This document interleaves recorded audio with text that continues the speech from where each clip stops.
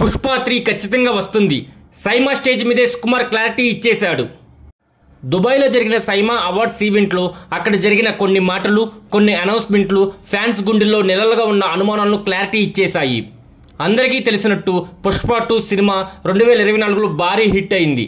అల్లు అర్జున్ నటన, సుకుమార్ దర్శకత్వం, దేవిశ్రీ సంగీతం అన్నీ కలిపి పుష్ప 2ను ఒక సంచలనంగా మార్చేశాయి. కానీ అప్పటి నుంచి ఒకే డౌట్ ఫ్యాన్స్ మధ్యలో, పుష్ప 3 వస్తుందా లేక ఇదే ఎండ్ కార్డా? ఈ ప్రశ్నకు సైమా స్టేజ్ మీదే సుకుమార్ బిగ్ క్లారిటీ ఇచ్చేశాడు. యాంకర్ అడిగిన ప్రశ్నకు నవ్వుతూ పుష్ప 3 ఖచ్చితంగా వస్తుంది, ఫ్యాన్స్లో జోష్ నింపేశాడు. అంతేకాదు ఇంకా చాలా చెప్పాల్సిన కథ ఉంది, పుష్ప జర్నీ ఇంకా పూర్తవ్వలేదని చెప్పి పుష్ప 2 యూనివర్స్గా కొనసాగుతుందని సంకేతాలు కూడా ఇచ్చేశాడు మన సుకుమార్ గారు. ఈ ఏడాది సౌత్ ఇండియన్ ఇంటర్నేషనల్ మూవీ అవార్డ్స్లో పుష్ప 2 5 విభాగాల్లో అవార్డులు కొట్టేసింది. ఉత్తమ నటుడుగా అల్లు అర్జున్, ఉత్తమ నటి రష్మిక మందానా, ఉత్తమ దర్శకుడు సుకుమార్, ఉత్తమ సంగీత దర్శకుడు దేవిశ్రీ ప్రసాద్, ఉత్తమ గాయకుడు శంకర్ బాబు. ఈ అవార్డ్స్తో పాటు టీం మరొకసారి తమ సత్తా చాటింది.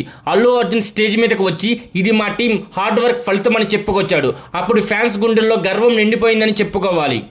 పుష్ప 2కు బెస్ట్ మ్యూజిక్ డైరెక్టర్ అవార్డు అందుకున్న దేవిశ్రీ ప్రసాద్ మరో బిగ్ అప్డేట్ ఇచ్చాడు.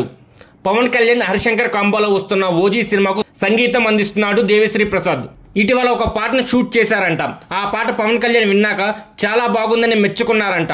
అంతేకాదు చాలా రోజుల తర్వాత నాలో డ్యాన్స్ చేయాలన్న ఫీలింగ్ కూడా తీసుకొచ్చామని పవన్ చెప్పడంతో డిఎస్పీ లిటరల్లీ గాల్లో తేలిపోయాడని చెప్పాడంట.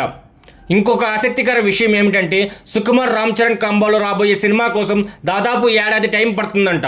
అంటే పుష్ప 3కి ముందు సుకుమార్ మరో ప్రాజెక్ట్ చేయడం కష్టం. ఇది పుష్ప 3పై ఫోకస్ పెడతాడన్న సంకేతం కూడా. సుకుమార్ చెప్పిన మాటలు చూస్తే పుష్ప 3లో పుష్ప పాత్రకు కొత్త షేడ్స్, కొత్త విలన్, కొత్త ఎమోషన్ ఉండబోతున్నాయంట. ఇది పుష్ప సిరీస్కు ఫైనల్ చాప్టర్ అవుతుందా లేక పుష్ప ఇంకా కొనసాగుతూ ఉంటుందా? దీనిపై మీరు కింద ఏమనుకుంటున్నారో కామెంట్ సెక్షన్లో కామెంట్ చేయండి.